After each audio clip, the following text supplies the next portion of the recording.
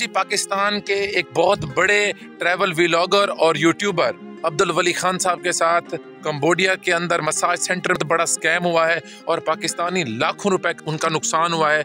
हम आपको बताते हैं कि उनके साथ क्या स्कैम हुआ है और आप इस स्कैम से कैसे बच सकते हैं। तो मालूम है कि अब्दुल वली खान साहब पूरे दुनिया के मुख्तलिफ ममालिक के अंदर फिरते हैं, तो इस वजह कंबोडिया गए हुए थे। उन्होंने जो होटल लिया हुआ था उसका जो चेक इन टाइम था वो लेट था, तो उन्होंने क्या किया, साथ ही एक मसाज सेंटर के अंदर वो चले गए। वहाँ पे उन्होंने जो उस मसाज सेंटर की फीस थी उनके साथ तय की और वो उसके अंदर चले गए। उस मसाज सेंटर की जो लड़की थी उसने कहा कि ये बैग जो आपका है, जिसमें उनके डॉलर थे, जो यहाँ पे शोल्डर बैग भी कह सकते हैं, उन्होंने कहा कि आप ये मुझे दे दें। उन्होंने उस लड़की को दे दिया और मसाज शुरू हो गया। 30 मिनट के बाद उन्हें महसूस हुआ कि जो मसाज करने वाली लड़की है इसे तो किसी बात का भी पता नहीं, ना इसे मसाज करने का तरीका आता है।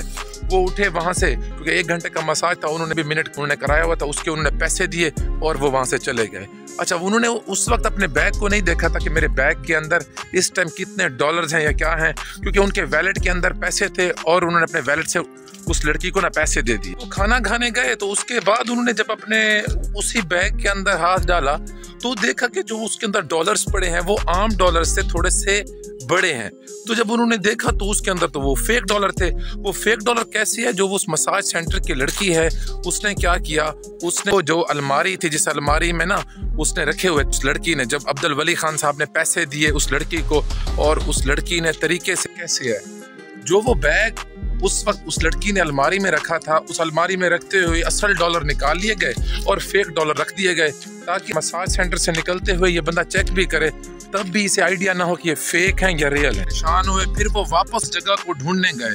वो जाहिर मसाज सेंटर की दुकानें एक जैसी होती हैं, तो उन्हें वो दुकान नहीं मिली। खैर, उन्होंने फिर गूगल मैप का यूज़ करके या बड़ी मुश्किल से उन्हें याद आया, तो वो जब उस दुकान पे गए तो उसका मालिक ना सिर्फ उन पे गुस्सा गया बल्कि थोड़ी ही देर में वो दुकान बंद करके भी चला गया। तो इस लड़की ने पैसे कैसे निकाले, ये बहुत अहम चीज़ है। उसने क्या किया, जिस जगह पे वो अलमारी थी, बैक साइड के ऊपर जो जहाँ पे दीवार थी वहाँ पे भी एक छोटा सा वो विंडो टाइप लगा हुआ था। आप कह सकते हैं कि उस अलमारी के अंदर भी एक छोटा सा दरवाज़ा था जो दूसरी अलमारी के साथ लगा हुआ था। उसने क्या किया कि उसने उसी अलमारी को, ये सब मिले हुए होते हैं, दूसरी तरफ कोई बंदा था जिसने इनका बैग उठाया, क्योंकि जब ये तो मसाज करा रहे थे, म्यूजिक चल रहा था और ये तो वहाँ से ना पैसे निकाल दिए गए और फेक डॉलर्स रख दिए गए। के टाइम के मुताबिक एक ऐसा शख्स जिसने इतने ममालिक फिरे हुए हैं और मिसाल के तौर पे वो हम सब के उस्ताद, मैं तो उन्हें अपना उस्ताद मानता हूँ ट्रैवलिंग के अंदर, उसके साथ ये वाक़या, तो आपके साथ ये क्यों नहीं हो सकता।